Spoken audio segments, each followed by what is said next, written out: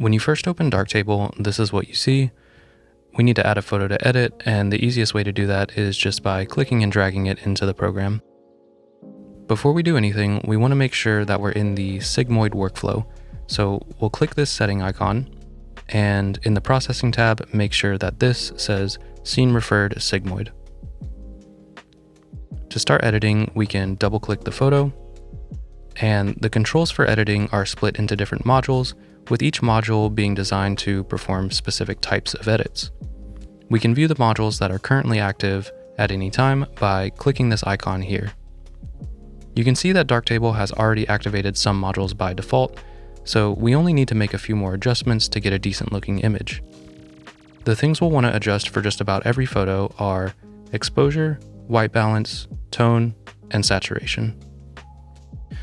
So let's do exposure first. We can click on the exposure module to open its controls, and we can use the slider here to increase or decrease the overall brightness of the image. The goal is to set your exposure so that the main subject or focal point looks good to you.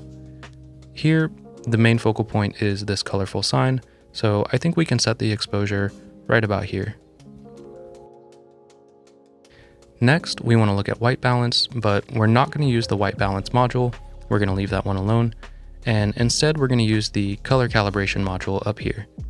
You can see this is one of the ones that Darktable has already activated, and by default this module is going to choose whatever it thinks the best white balance is for the scene, similar to how auto white balance works in your camera.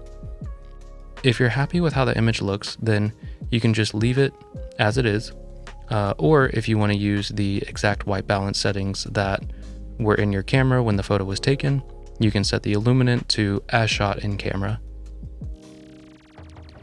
If you want to make adjustments to white balance, then you can choose any of the illuminants here that you'd like. The two that I find most useful are daylight and custom. Choosing daylight will allow you to change the temperature of the light source to simulate different hours of the day, and choosing custom is best for creative edits as it allows you to change the color of the light to anything that you want.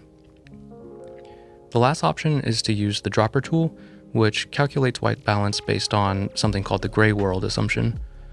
When you click the eyedropper, you'll see that this big box appears around the photo, and the white balance automatically changes. You can click and drag to put the box wherever you want, and the module will automatically calculate a new white balance based on the area that you've selected. Usually, drawing a big box around the entire image produces a very neutral looking result. In this case, I think the default white balance looked fine, so let's reset the module, and I think we can actually make it just a touch warmer to sort of lean into the side lighting effect that we've got going on here. Next, we may want to adjust the overall contrast of our image, and the best way to do that is with the Tone Equalizer module, which we can find by searching for it in the search bar up here. Let's turn it on. Click this button again to go back to our active modules, and we can see that it has been activated. In the Advanced tab, we see this graph here.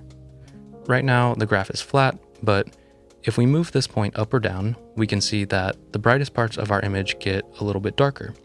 So the darkest parts of our image are usually more toward the left, the brightest parts are toward the right, and the midtones are somewhere in between.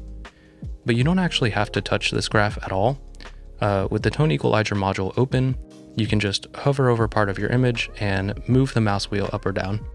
That will adjust the brightness of that area and other similarly lit areas, and you can see that the graph has moved accordingly. For this photo, I really want to emphasize the lighting on the sign. So let's bring down the shadows a bit and maybe reduce the highlights a tiny bit as well, just to bring a little bit of color back into the sky. Last but not least, we have saturation.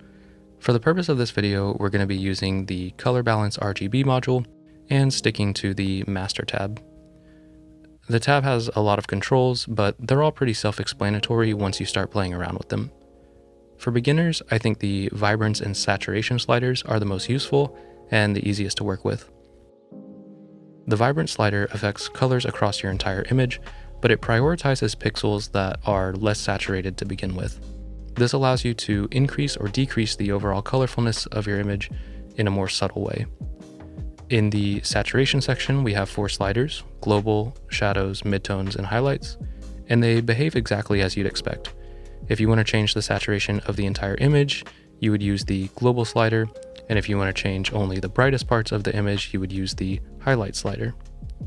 In this case, I think these red squares look a little bit digital and oversaturated, particularly the one on the left. So we can reduce the midtone and highlight saturation just to the point where those reds start to look a little bit more natural. And there you go. We have a perfectly usable image in just a few quick steps, and in my experience, this workflow produces decent results for most photos. Some things to keep in mind while you're editing. You can move sliders by clicking and dragging them, but for more precise adjustments, you can use the arrow keys or right-click the slider and enter in a specific value. You can reset any slider by double-clicking it. You can reset an entire module by clicking the reset button at the top, and you can always undo the most recent edit by hitting Ctrl-Z or Command-Z. You can also toggle individual modules on and off to do before and after comparisons throughout the editing process. Lastly, modules are implemented from the bottom up, and you can always go back and redo your work in a previous module. So let's say you're just about finished editing a photo and you realize that it's a tad too bright for your taste. You can go back to the exposure module and lower the brightness, and all of the other modules will keep their same settings as before. Now, if you stuck with me to this point, I want to say thank you so much for doing so. I hope you got something out of this video. We really barely scratched the surface of what you can do with these 4 modules, and there are a lot of others to learn about. There's modules for denoising, cropping, more advanced color grading, all sorts of stuff. I'm a beginner to both photography and Darktable myself, so I encourage you to experiment around, flip through the user manual, which I'll have linked below, and eventually you'll figure out your own workflow that works for you. If you have any questions, feel free to drop them in the comments, and until next time, peace.